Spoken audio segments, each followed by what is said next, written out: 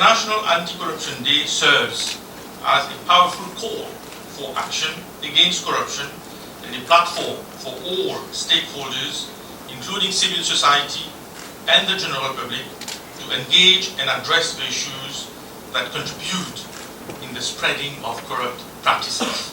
We will launch the Code of Conduct on Procurement for Public Officials developed by ICAC in collaboration with the Procurement Policy Office, and also present the Youth Against Corruption YAC platform. We all know that corruption undermines the rule of law, hinders economic progress, and impacts negatively on the moral fabric of society.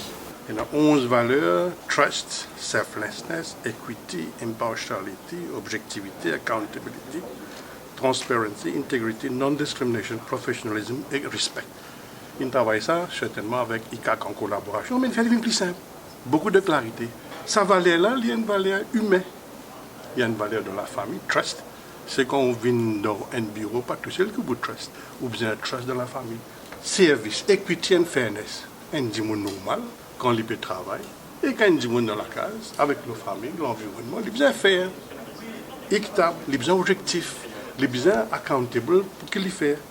As Transparency International has defined it, corruption is the misuse of entrusted power for private gain. Direct impact at two levels. The macro level at the level of the country, the micro level at the level of the corporate world, so-called private sector. At the macro level, distorted allocation of capital and human resources. High-profile, costly projects being preferred to pedestrian ones, although these pedestrian ones might be the ones which are more necessary because of corruption. The priority development needs of a country are being ignored to the benefit of projects with better bribe-taking facilities. You are not properly, in an optimum way, using your human and capital resources. You are making government spend more than it should. Direct impact at the micro level, that is, at the level of corporates. The impact of corruption on them can be tangible or intangible. Since they have to give bribes, that increases their direct operating costs. If they are found out, they will probably be involved in legal and professional expenses, in litigation. If found guilty, they will be blacklisted, delicensed, and in the end, as a lower return on the capital they are employing in their company. Intangible impact on corporates.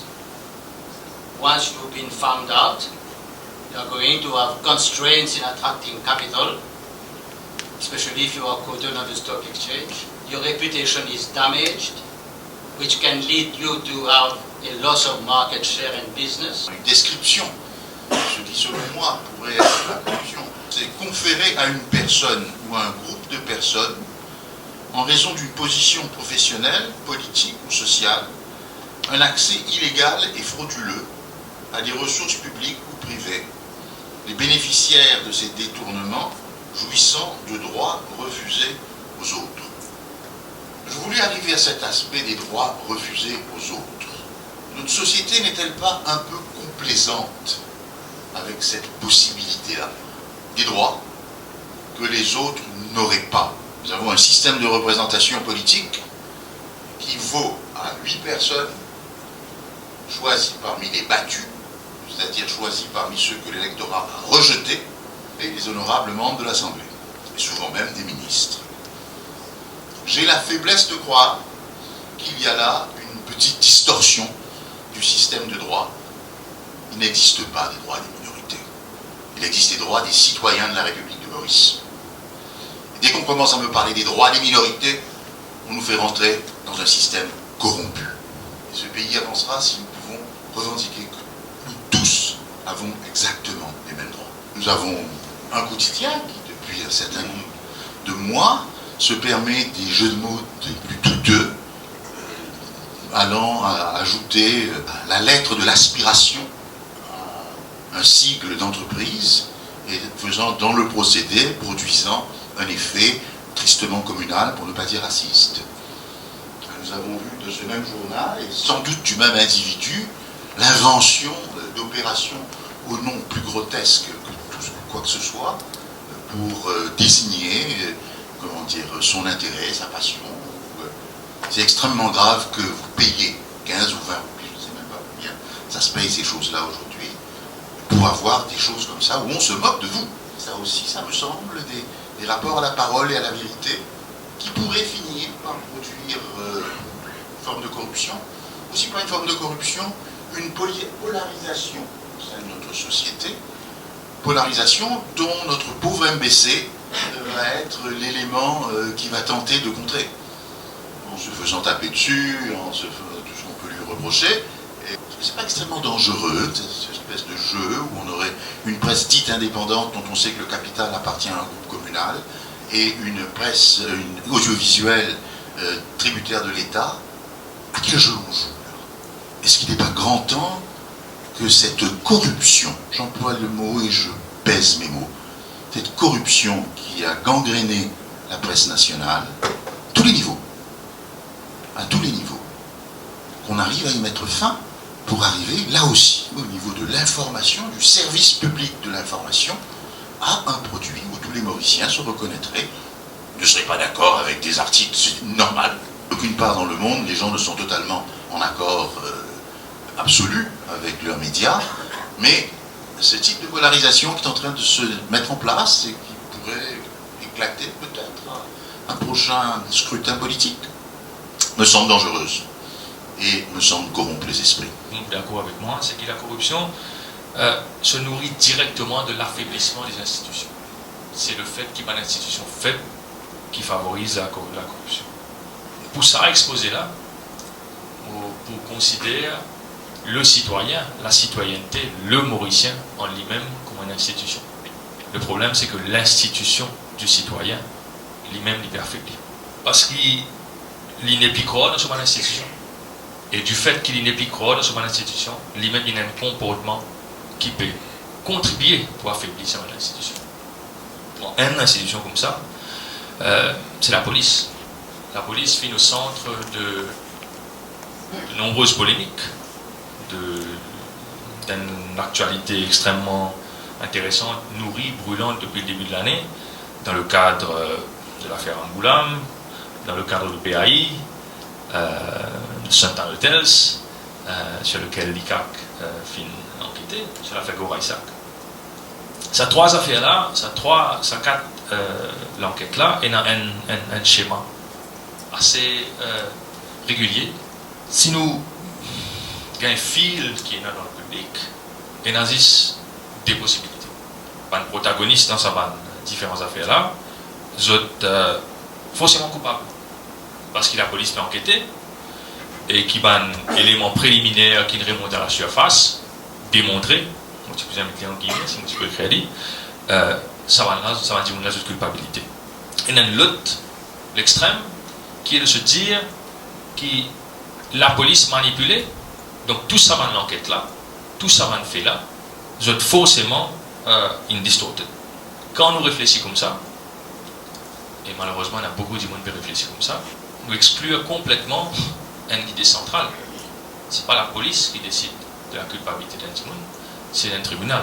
Mais même quand la justice tranchait, et nous finissons également trouver un cas de ce type-là durant l'année, même quand la justice tranchait, même quand la justice dit qu'il y a un dimoun, selon les lois existantes, les coupables de corruption, nous avons un moyen pour contester sa décision de justice-là. Il y a un dimoun qui assiège la cour, il y a un dimoun qui dit la cour n'est pas indépendante, il y a un dimoun qui pensait que le système de procédure judiciaire n'est pas bon.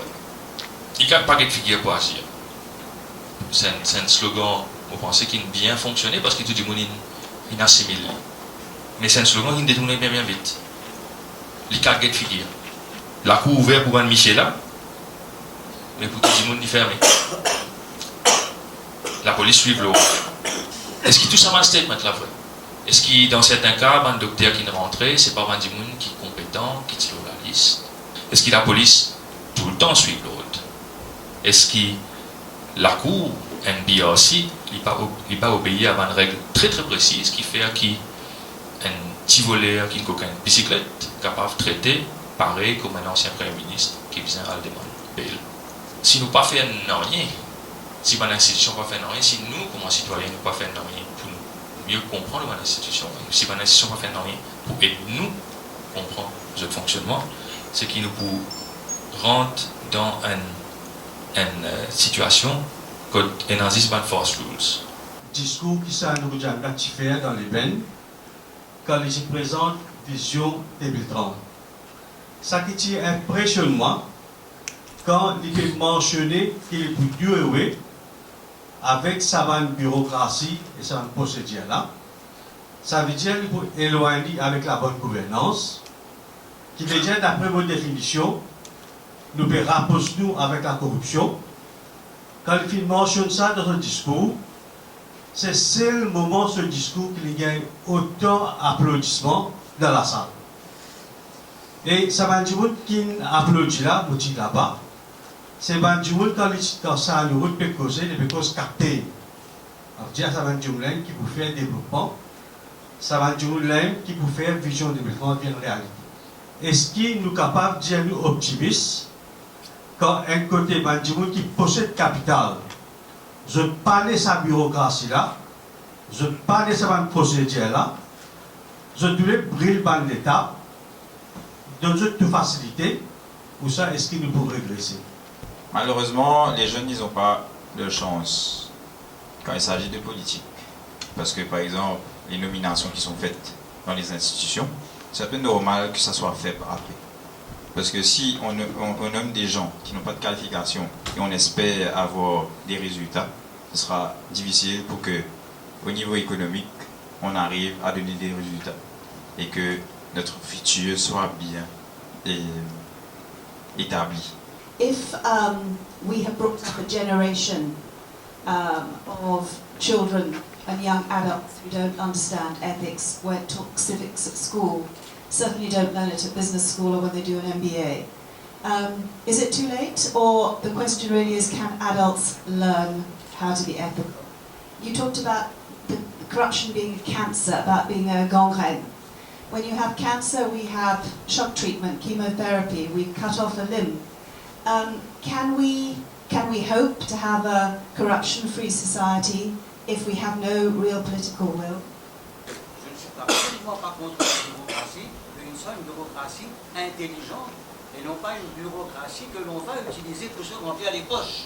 C'est ça qu'il faut. Les valeurs éthiques, c'est vraiment le respect de l'autre qui est devant vous, de faire confiance et de s'assurer que l'on agit de manière transparente, ouverte.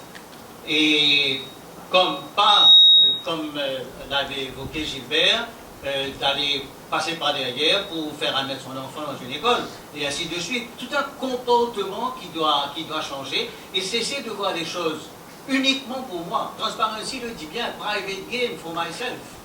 Vous voyez, c'est vraiment de se mettre dans une situation où on est un citoyen comme d'autres citoyens, et si je trouve que je suis un citoyen à qui on a donné des pouvoirs de par mes fonctions de régulateur, que je dois les exercer, pas pour mon bien, mais pour le bien de mon pays. It's all about the money because people who head our government, people on the ministries, people who are leaders in the political world actually have a very symbiotic relationship with people who hold money flows in Mauritius.